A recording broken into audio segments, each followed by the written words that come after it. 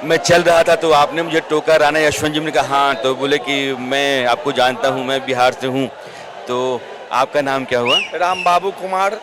बिहार से कहाँ से? बिहार चंपारण रक्सौल, पूर्वी चंपारण, नेपाल बॉर्डर? गांधी जी का नेपाल बॉर्डर। मेरे घर से 1 किलोमीटर है। तो रक्सौल से आप यहाँ कैसे आए हैं? इसी में हम लोग, हमारे जो छात्र जो हैं, ये लोग के हम लोग समर्थन में आए हुए हैं। कितने लोग आए? वहाँ से सैकड़ों लोग आए और यहीं रह रहे हैं या फिर आसपास? ना, यही अगल बगल में लोग रह जा रहे हैं।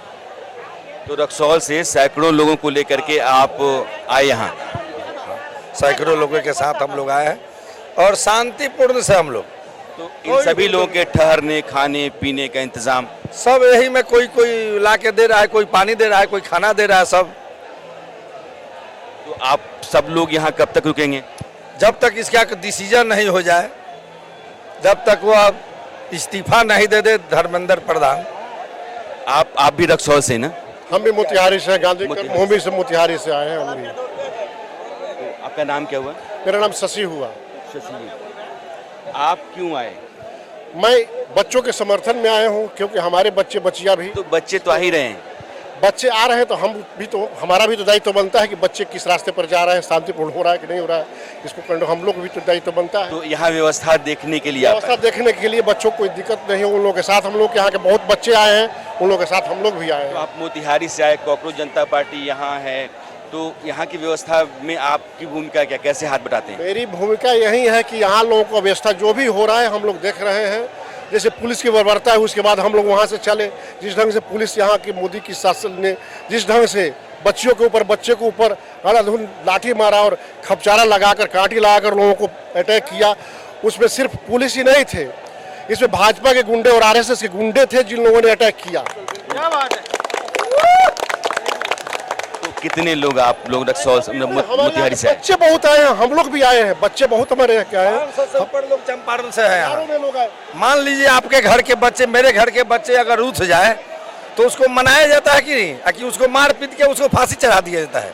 ये बच्चे अगर किसी कारण से नाराज है तो सरकार क्या के बात करनी चाहिए ना, कि काहे रूठे हैं, काहे नाराज है। सरकार के पास जवाब ही नहीं किसी चीज का भी। देश के भविष्य, भाई देश में नीट का पेपर, इतना बड़ा पेपर होता है, एग्जाम होता है, लोग पेपर देते हैं, फिर भी कुछ जवाब ही नहीं है किसी के पास। और ये पहला बार नहीं है कि नीट के पेपर जिस दिन बने ये मंत्री, शिक्षा मंत्री, 2021 में हुआ, किसी पर कोई कार्रवाई नहीं हुई, 2024 में हुआ, किसी पर कोई कार्रवाई नहीं हुई, 2026 में हुआ, अभी भी किसी पर कोई कार्रवाई नहीं होती है। मोटे तौर पर जो एंटी एग्जाम लेता है, नीट का है या IIT मेंस के अलावा जेईई मेंस का है, कॉम्बाइंड यूनिवर्सिटीज का एग्जाम होता है, तो बहुत सारे एग्जाम्स जो है ना वो NTA के जरिए लिए जाते हैं। उन सब में पर्चा लीक का जो मामला है, विरोध उसी का है। लेकिन आप सब लोग बिहार के मोतिहारी जिले से सैकड़ों की तादाद में आए हुए हैं और यहाँ जमे हुए हैं। आपका कहना यह है कि जब तक धर्मेंद्र प्रधान का इस्तीफा हो नहीं जाता है तब तक हम यहाँ बने रहेंगे। बच्चे सेटिस्फाइड नहीं होंगे तब तक हम लोग इनके साथ बने हुए हैं। अच्छा ऐसा कहीं होता, हमारा मुल्क जो है पूरे विश्व में प्रजातंत्र है सबसे बड़ा, और यहाँ हमारे बच्चे के ऊपर मैंने ऐसा बर्बरता हो रहा है।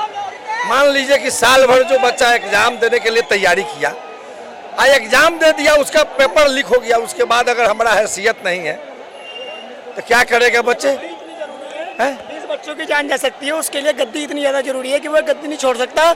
20 बच्चों की जान चली जाए वो उसके लिए आसानी लग रही है। सिर्फ एक गद्दी की कीमत इतनी है कि 20 बच्चों की जान भी जाए, यहाँ पर बच्चों को पीटा जाए, उनके सिरों पे लाठीचार्ज किया जाए। पूरे जंतर मंतर की तस्वीर आप देख रहे हैं और रात में 10:30 बज रहे हैं, लेकिन आप भीड़ जस की तस बनी हुई है। लोग जाते हैं और उतनी ही संख्या में लोग आ जाते हैं। आप देख रहे हैं कि अलग अलग राज्यों से, दूर दूर के इलाकों से सैकड़ों की तादाद में लोग आए हुए हैं। अब वहाँ जम गए हैं, यहाँ अपना पूरा इंतजाम कर लिया है, खाने पीने की चीज़ें आती हैं, पानी का बंदोबस्त, बाकी ज़रूरी दवाओं का बंदोबस्त यहाँ है।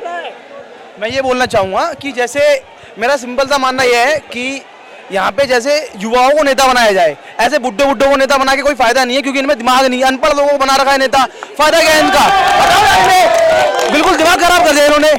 देश चला नहीं पा रहे, देश का चाय बना दे रहे हैं यार। इनको हटाया जाए और पढ़े लिखे और युवाओं को लाया जाए। जिस देश में युवा खड़ा हुआ नेता, वो देश जब मोटे तौर पर आपको आवाज यहाँ से जो मिल रही है उसको समझ रहे हैं आप? एक लाइन बोलना चाहूंगी, सुप्रीम कोर्ट ने कहा था ना कि ड्राइवर्स पढ़े लिखे होने चाहिए, उनको ड्राइवर पढ़े लिखे चाहिए, क्योंकि वो सिग्नल नहीं समझ पाते।